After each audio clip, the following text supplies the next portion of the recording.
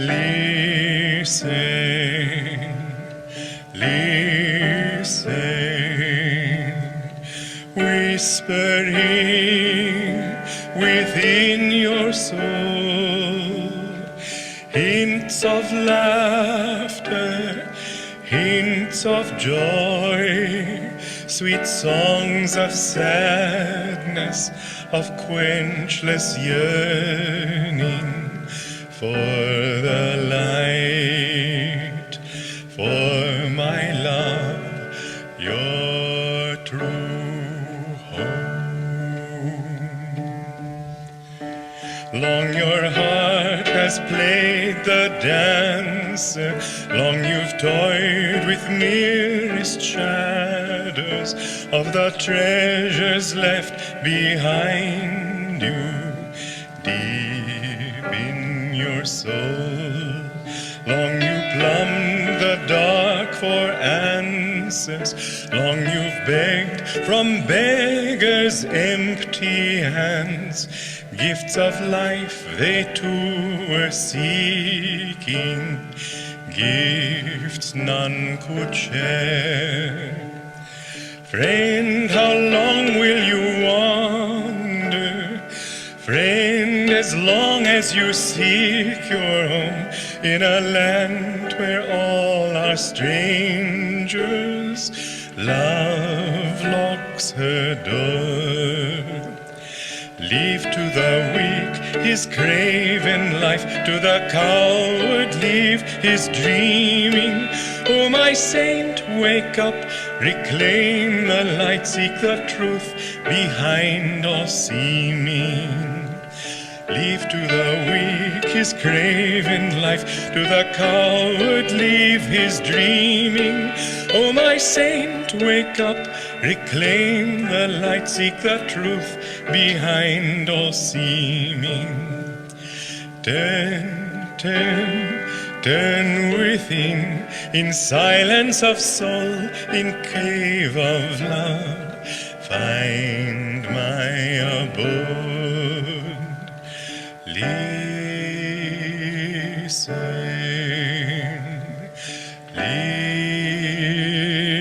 listen, whispering within your soul, hints of laughter, hints of joy, sweet songs of sadness, of quenchless yearning for the light, for my love, your true home.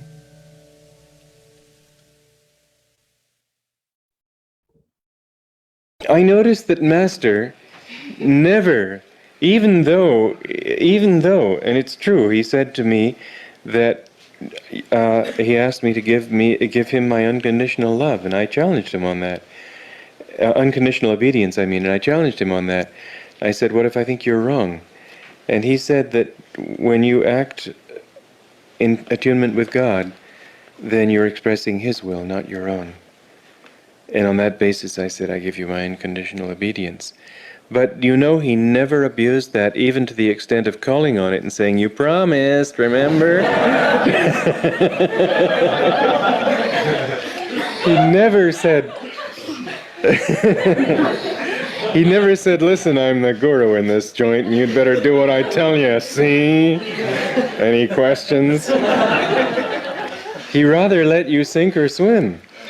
He put it to you in such a way that you had to figure it out for yourself. He put it to you in such a way that you wanted to disagree with him, and then he wouldn't answer you. You'd have to work it out for yourself, because he wanted to develop in us that kind of discrimination and reason and intuition that would make it possible for us to understand it from inside, not to just do a thing because he said. Now, it's true that he did speak of obedience. He did speak about how it's important to be in tune and follow his guidance and so on.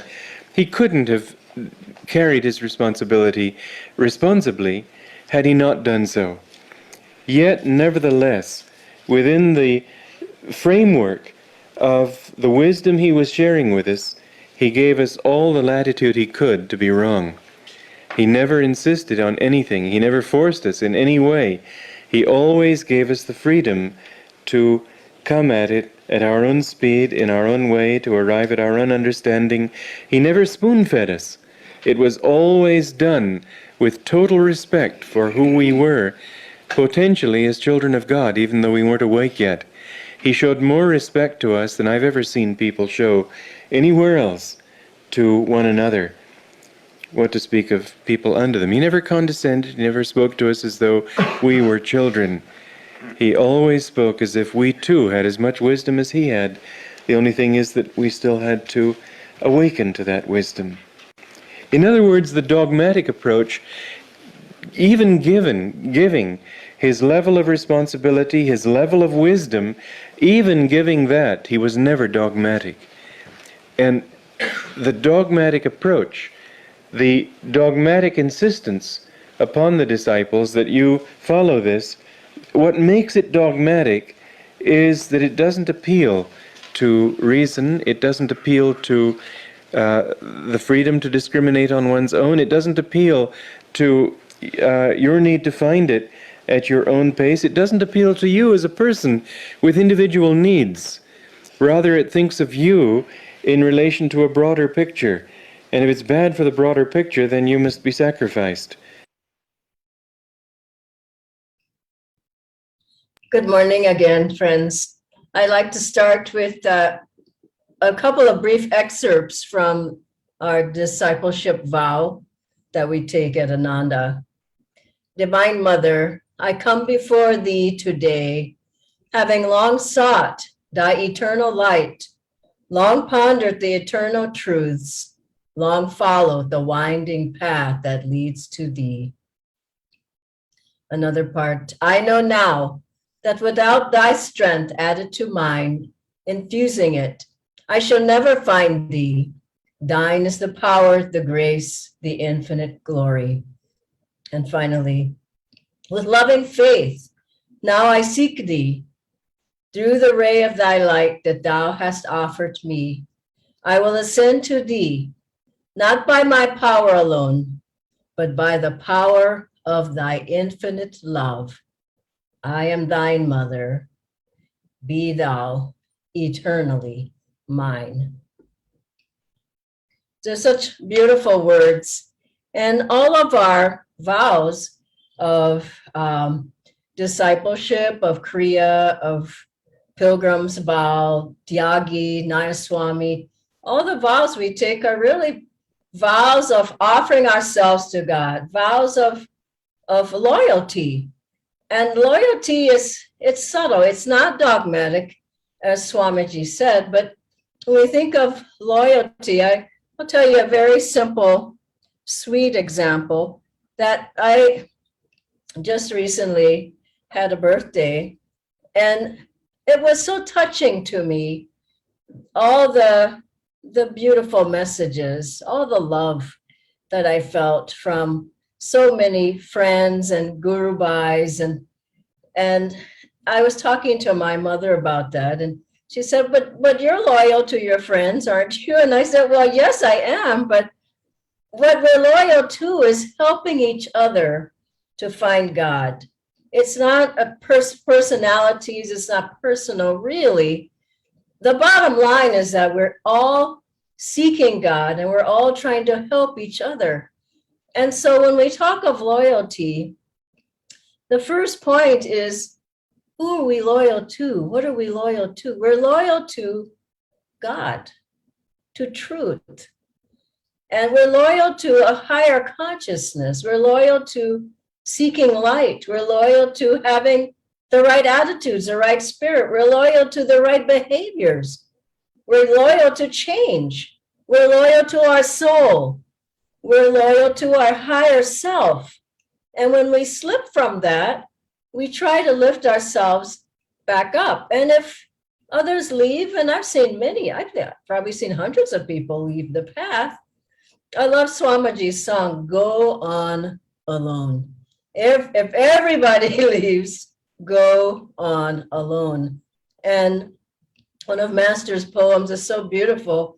He says, no matter what, I am loyal to thee, Lord, in health, in sickness, in poverty, and prosperity, and he names many things. He says, no matter what, I'm loyal to my goal of seeking thee, Lord. I'm loyal to thee. So the first part of our loyalty is to God, that God has brought us into this life and we are seeking God. We're seeking union with God again. The next is loyalty to Guru. The Guru is God in that form that Divine Mother has sent us, someone to lift us up out of delusion. So God is indwelling in our Guru. And loyalty to the Guru, well, Master said loyalty, period, is the highest law of God. So loyalty to God in the form of the Guru is of the utmost importance. Swamiji said at Mount Washington, when he was there with Master, that it was like a hotel. People would check in, people would check out, they came and went all the time. But those who stayed stuck with their Master, with their Guru. And Master had, well, Dr. Lewis, one disciple who someone had talked against Master, and I'm sure this happened often. And Dr. Lewis sort of bought into it and said, well, gosh, maybe he did do those things. Maybe he is like that. And this goes, and people think these things. Or someone comes and says, well, your Guru isn't teaching this properly. This is the way it should. I found another Guru, he teaches it better. And you start thinking, well, maybe that person's right. So Master knew this, he knew the thoughts of all the disciples. And he had asked Dr. Lewis, as he asked Swamiji as well, and all the disciples, or many of them, I believe, he asked for their obedience, but he also asked Dr. Lewis when he met him, will you love me always as I will love you? And he told Swamiji, I give you my unconditional love at the very first meeting. And so Dr. Lewis said, yes. And Swamiji said, yes. And Dr. Lewis said, I said yes because you see, I could feel the love flowing from Master. So then someone said something against Master, and Dr. Lewis was thinking this person was right. And Master was on a bus, and he was passing by where Doctor's office was. Doctor was a dentist. And Master knew the thoughts. He got off of the bus and he walked for many blocks back to Doctor's office.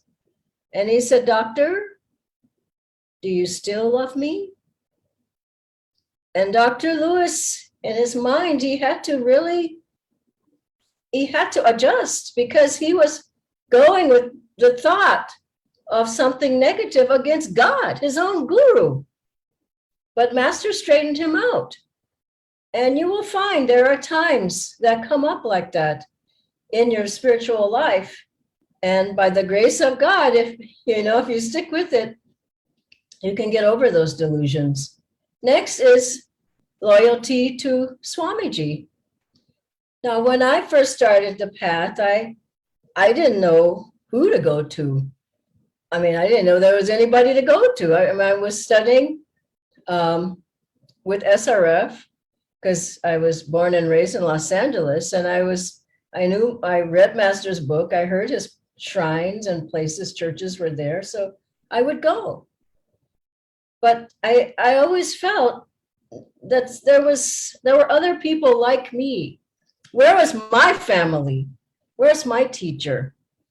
And lo and behold, by God's grace, Master, he led me to Swamiji. And I went to Swamiji, and he said to me, his first words were, this is your home. You should think about being here, living here. And I didn't live there right away, but I did live there, afterwards. And I remember one day I went to Swamiji, and I was in my mid-20s probably, and I said, Swamiji, I feel that Master sent me to you for training on this path.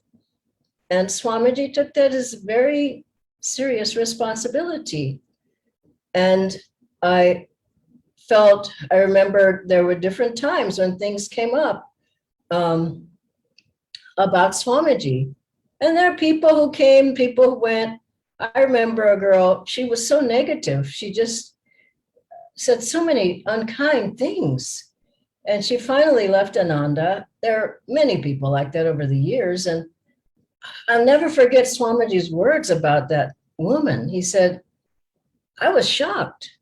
He said, she will never find God except through this channel. Meaning it's divinely ordained. You can't go pick your teacher. Oh, this one, I like this one speaks better. Oh, this one is Indian. This one is not, this one's American. Divine Mother picks the teacher. And so I remember one time there was talk about Swamiji and what, who he was or who he wasn't, and on and on. And I didn't know much about these kind of things, but I knew Swamiji helped me. I wasn't going to just walk off. And I remember one day I was in a turmoil about something that somebody said. And I went home and I meditated and I just asked Master, I said, is this my teacher? Is not my teacher? And right then the phone rang. I was really, even to this day, I can't believe it. The phone rang. And who was it? It was Swamiji. And he asked me to come down and help him to pack or unpack or something. And just his voice on the phone, I just thought, this is my teacher, no matter what. He's my channel to Master. He's my friend. And he's my guide. And I'll never leave him. And I went down to where he was, and just seeing his face, I just thought, how could I ever have doubted? But things come, and many people came to Ananda. Many gurus came from India. Oh, Swamiji invited many who were traveling in America. Swamiji had them at Ananda.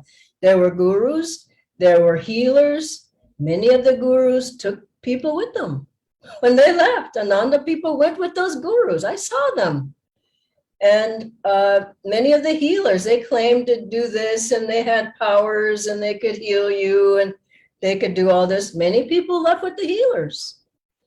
And I just thought, I went to those healers, met many of them. I remember the sound, we called her the sound lady. She had a sound box that emanated these vibration sounds, and she said they would heal you. And finally, she said it after a few days. She said, why don't you just listen to your own music? You'll be healed by the music of Swamiji. And I thought, she's got it. And there were many people stare into your eyes and try to change you with and you'd go, yeah, he's got powers. And yeah, Swamiji never stared in my eyes like that. And then there are people who had bright lights that they shined on you. And then I remember one time we went to this, with Swamiji, we went to this room that had this big device in it. And the device was emanating these vibrations, and they're supposed to be equalizing your vibrations, something or other. But I was sitting in there with Swamiji. There were about 6 of us. And after a while, I just thought, why do we need this machine? Because he's the one that's got the power. This machine doesn't have anything compared to Swamiji. And I remember one time when I first came here to India, I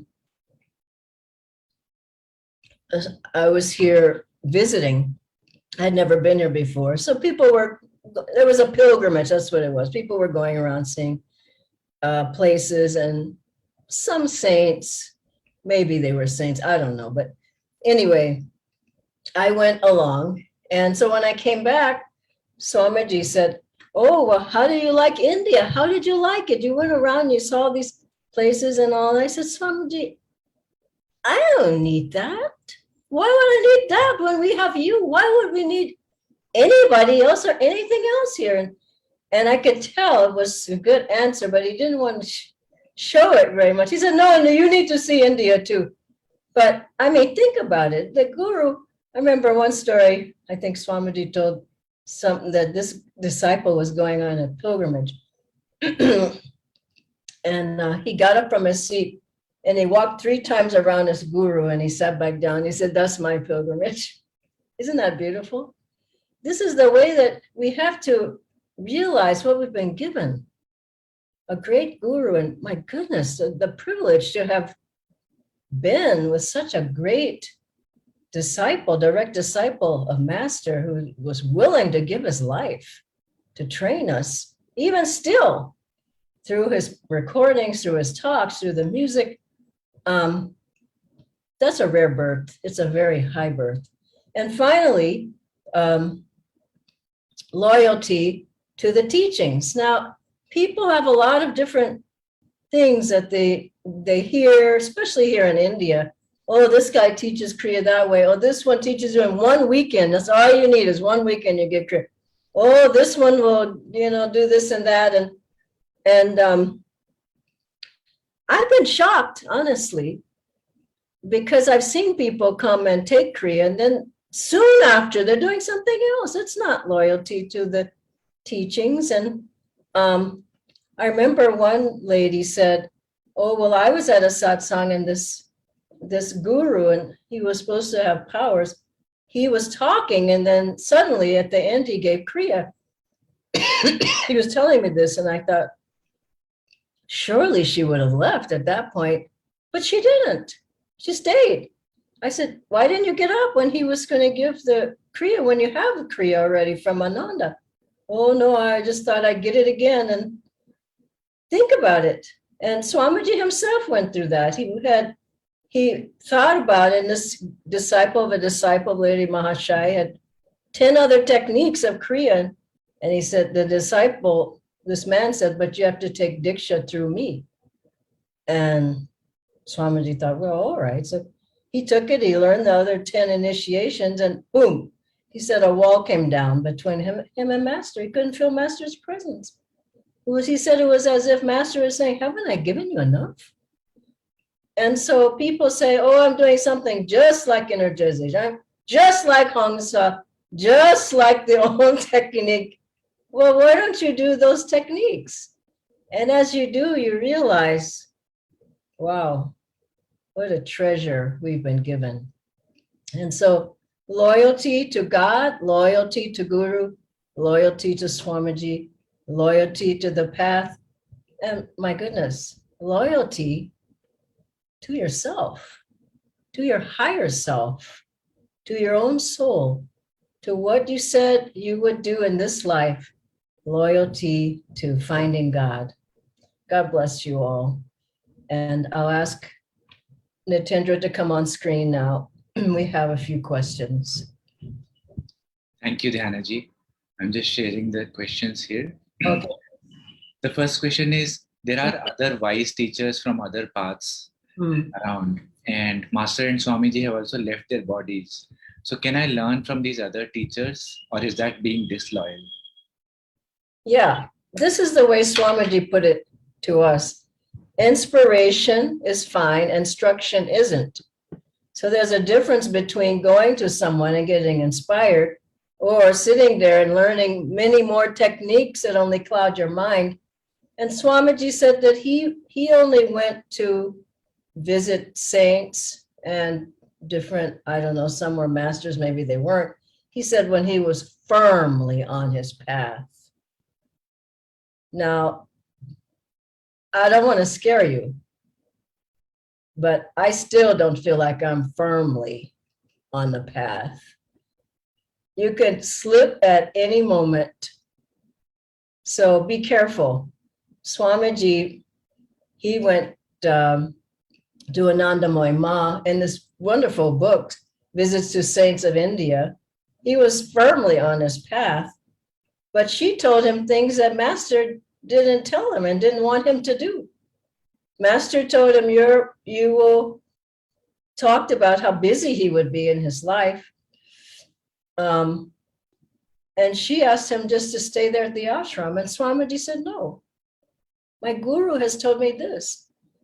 So be careful when people start giving you instruction. He went to Muktananda, who said Hang Sa was wrong. It's so hum. And Swamiji, he got confused on that point till he saw Swami Narayan, who said, in all the Vedas is Hang Sa. So I think at this point, stick with, don't get into confusion if you don't have to. I mean, I've, in all these years, over 4 decades, I don't remember anybody that I went to other than our own. There was no need. When you're completely fulfilled, why do you want something else?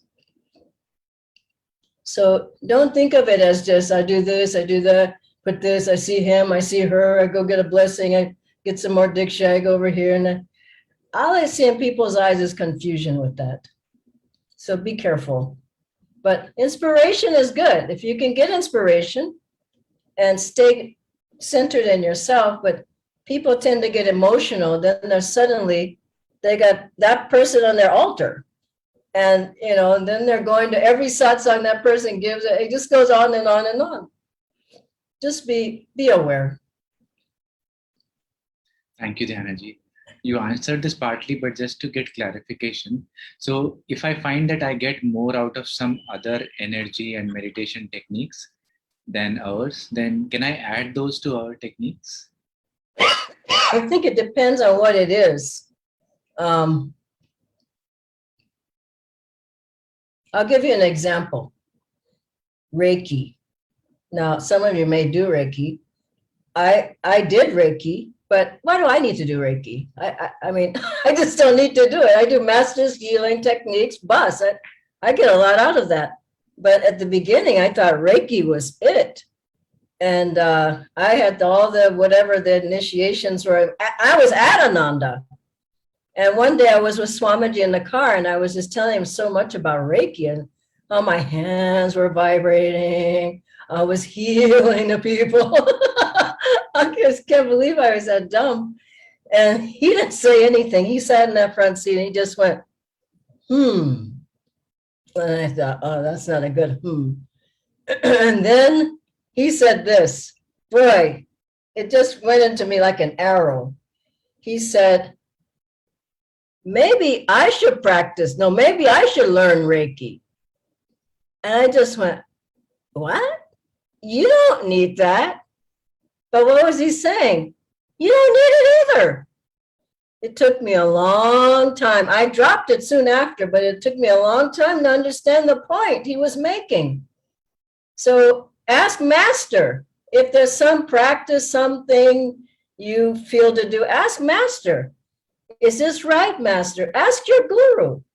Don't just start doing things and I'm doing, And people get, what it is, and this is where I was, ego. I'm doing this. I have some power. Don't fall into that trap. It's not worth it. It'll take you lifetimes to get out unless Guruji can lift you up. I hope that's helpful. Just 2 more questions, Dhyanaji. Okay. One is, what do Master's word to those who think me near, I will be near mean? And how can I really feel Master near? And also, how can one be loyal to the Guru who is no longer in his body? Yeah, well, he gave those words himself. To those who think me near, I'll be near. And the same with Swamiji. I asked Swamiji, when you're gone, will you be able to help us as much as you are now, you do now? And he said, I really hope so. And he meant, are you going to be there? Basically, he was talking to a class, a satsang. But yes, through prayers to Master, talking with them every day, tell him your innermost thoughts, offer him your heart, offer him your love, your devotion, problems, talk to him. And I think the difficulty is people don't listen. They might talk, but they don't hear. I don't understand what I mean. They're never listening and watching for the answers. Start from today to listen and look for Master's hand in your life. And I bet you're going to see it in thoughts and inspirations and various ways. Help. I've seen it so many times. I have so many examples of it, but I'll tell one short one. I can't tell the whole thing, but I was wanting to do a particular Ananda project recently, and I didn't know how to do it. It was like overwhelming for me to try to even think about it. And I just gave it to Master. I'm happy to do it, but how can I do it? Within 2 days, he gave me a sure sign, a very clear sign to move forward. And I'm sure if you look in your life, you will see those signs, but listen and watch and feel. The Guru, he's always trying to talk with us. Now, you have one more? Yeah, the final one is, can I play chants from other paths or the traditional Indian ones? Of course, I also play Masters and Swamiji's as well. Now, that's a big question. Swamiji always played the traditional Indian ones. That there's a few, there's not a lot that he would play, but in the beginning of Ananda, we didn't have any other chants. So we would be singing, the traditional ones from here. And he would always sing Hymn to Brahma, no matter what. I mean, all through the years. That was the first chant, and then he would play some chant of Masters, typically Door of My Heart. The last many years of Swamiji's life, he played one chant, Door of My Heart. And he loved it. And, meaning you don't have to sort of just have this shopping mart of chants. If one chant opens you up, that's all you need. Now, can you play other chants? Yes, you can. Just feel, are they making you excited and emotional? That's not the goal. The goal of chanting is deeper and deeper to go into a state of meditation. And so if you feel like jumping up and down and you can't calm yourself down after the chant, then that's not right for you to do. Most of the chants are a repetition of holy names. That's wonderful. But for the most part, try to stick with Masters and Swamijis because they have a secret ingredient. They have their blessings in them. And they have the blessing of liberation. Other chants might not have any blessing, or they might have some, but our Guru has put his vibrations. He said he chanted those chants over and over until he got a divine response. And he opened the door so we could get that response. Swamiji's music is attuned to Om, is what he said. So you can do some, but I find I get in a frenzy, kind of a, not anymore, of course, but you just you just then you're kind of just completely lost your center. So here again, be aware. And last thing I'll say about this is you take on the vibration of the chant. Isn't it so? Master's chant, you take on his vibration. You take on the vibration of other chants that you chant, and you start looking like you don't have our vibration anymore. Doesn't that make sense? So these things are subtle. At the beginning, I chanted anything I could get my hands on. And then as I got Swamiji started writing more, we learned them as he wrote. And Master's chants we always had. So like you have this glass, I have this glass. Now, if I want pure water, I just get water and pour into it. If I put something else in there, it won't be pure water anymore. This is how we are. So just keep yourself pure, open, uplifted, and keep the vibration of our gurus. It will take you a long, long way, all the way to freedom. God bless you all. And thank you, Natindra. Have a nice day, everybody.